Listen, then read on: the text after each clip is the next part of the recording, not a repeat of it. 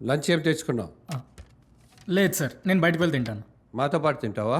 అయ్యో వద్దు సార్, మీరు తినండి పర్లేదు. ఏం శర్మ గారు, ఏంటి ఈరోజు స్పెషల్?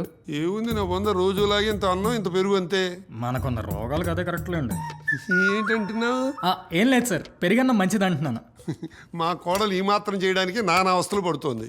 మన ఇంత కష్టపడింది ఫుడ్ కోసమేగా, బాగా తినాలి. అప్పుడు తినింది అరగడానికి కూడా టాబ్లెట్లు వేసుకోవాలి. మళ్ళీ ఏదో గొణుకుతున్నావు. మళ్ళీ పెరిగన్నమే మంచిది అంటున్నాను సార్. మళ్ళీ మళ్ళీ ఎందుకయ్యా, ఒకసారి తినడానికి చస్తున్నాను.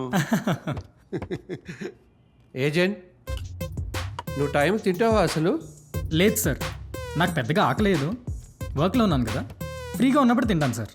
టైం ప్రకారం తినకపోతే రోగాలు వస్తాయ్యా. మీరే చెప్పాలి మరి. అదే సార్, మీరు ఎక్స్పీరియన్స్డ్ కదా, మీరే చెప్పాలి అంటున్నాను సార్. నేను తిండి విషయంలో నెగ్లెక్ట్ చేయను, నిదానంగా తింటాను, అన్ని తింటాను. అందుకని ఇలా ఉన్నావు. ఆ, మనం తినే దాని మీద మనం కాన్సన్ట్రేషన్ చేసామనుకో మన ఒంటికి పడుతుంది. నేను తినేప్పుడు ఎముడు వచ్చినా కొంచెం సేపు ఆగు, తిన్నాక వెళ్దామంటాను. Very well said. Okay sir, మీరు తినండి బాగా, నాకు చిన్న పని ఉంది. లంచ్ తర్వాత మీటింగు, ఓకేనా? Okay sir.